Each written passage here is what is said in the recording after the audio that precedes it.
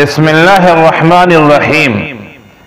सामईन किराम, जैसा कि हम और आप जानते हैं कि अल्लाह ताला ने इंसानों को अशरफुल मखलूकात बनाया है।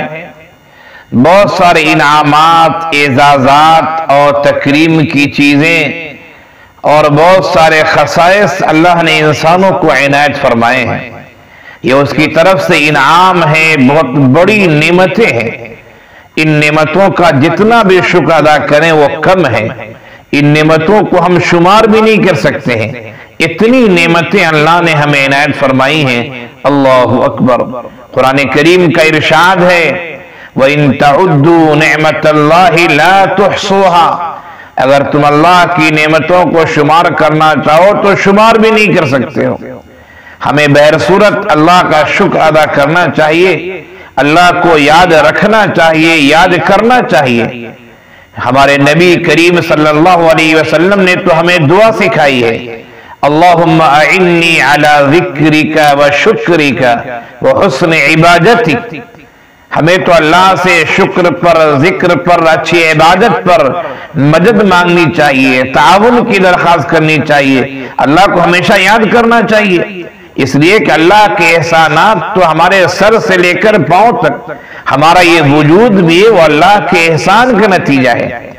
अल्लाह के जो एहसानात इंसानों पर हैं, उन एहसानात में एक अजीम एहसान अक्ल व खिरद है, दानिशमंदी है, ज़हानत व फतानत भी है। और इसकी मिसालें मिलती हैं। बाद इंसान तो ऐसे इतने ज़हीन हुए कि उन्हें हजारों हजार अशार याद थे। बाद इंसान तो ऐसे हुए कि दो चार सफात अगर वो एक नजर देख ले, एक निगाह डाल लें और फिर किताब बंद करके किसी भी हर्फ की तकदीम और ताखीर के बगैर बेईन ही आपको वो सुना दे। और ऐसी मिसालें हैं, हमारे असलाफ की मिसालें हैं, उलमा की मिसालें हैं। और ये इंसान की ज़हानत व फतानत ही का तो नतीजा है कि आज इंसान आसमानों पे उड़ रहा है, आसमानों तक जा चुका है। बल्कि ये कहा जाए कि आसमानों तक तो नहीं, लेकिन चांद तक जा चुका है। क्योंकि आसमानों के बारे में हमारा तो यह अकीदा है कि आसमान है, अल्लाह ने आसमान पैदा किया है। लेकिन साइंस वाले जो हैं वो कुछ और मानते हैं। खैर, उस बहस पे हमें जाने की जरूरत नहीं। ये साइंसी तरक्कियात जो हैं, ये यकीनन ये भी अक्ल का नतीजा है, ज़हानत का नतीजा है। लेकिन कभी कभी ऐसा होता है कि ज़हीन आदमी से भी ऐसी भूल हो जाती है, ऐसी चूक हो जाती है कि वो भी चूक और वो भी भूल एक लाजवाब हुआ करती है। इसी तरह का एक वाक़या हमें याद आता है। उस वाक़ये को शेखुल इस्लाम हज़रत मौलाना मुफ्ती मोहम्मद तकी उस्मानी दामत बरकातुहुम ने अपनी किताब तराशी में भी नकल किया है। फ़िक़्ह की एक मशहूर किताब है, आपने नाम सुना होगा, फतावा शामी भी कहा जाता है, और उसका नाम रद्दुल मुहतार है। अल्लामा इब्ने आबिदीन शामी अलैहिर्रहमा ने अपनी इसी किताब में रद्दुल मुहतार में हजरत हिशाम कल्बी से यह वाक़या नकल किया है।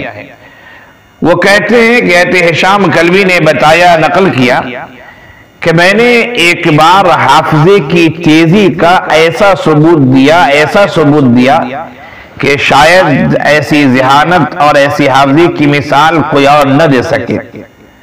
कहते हैं कि मैंने सिर्फ 3 दिन में पूरा कुरान याद कर लिया।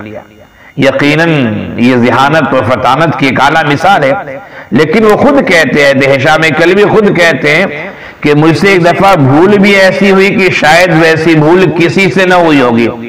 कहते हैं कि मैं एक दफा दाढ़ी बनाने के लिए बैठा और अपने एक हाथ से मुट्ठी से दाढ़ी को पकड़ा, दूसरे हाथ में कैंची थी। एक मुश्त से ज्यादा जो बाल थे मैं उन्हें काटना चाह रहा था, लेकिन इत्तफाक ऐसा हुआ, बदहवासी ऐसी हुई, भूल ऐसी हुई कि मेरी कैंची मुट्ठी के ऊपर चल गई। नतीजा ये हुआ कि पूरी की पूरी दाढ़ी मेरे हाथ में आ गई। एक तरफ ज़हानत की आला मिसाल है और एक तरफ भूल और चूक की मिसाल है। ज़हीन से ज़हीन आदमी भी गलती करता है। जो घोड़ा दौड़ता है तेज, यकीनन वो घोड़ा गिरता भी है। بچے جب چلتے ہیں تو گرتے بھی ایسا ہوتا ہے۔ اللہ تعالی ہم سب کو اپنے ذہن کو، اپنے عقل و خرد کو، اپنے علم کو اچھی جگہ پہ، صحیح جگہ پہ استعمال کرنے کی توفیق عنایت فرمائے، اپنی قبولیت اور اپنی رضامندی کے اس پر مہر لگا دے، اور بھول چوک خطائیں اور بدحواسیوں سے اللہ تعالی ہم سب کو محفوظ رکھے۔ السلام علیکم ورحمۃ اللہ وبرکاتہ۔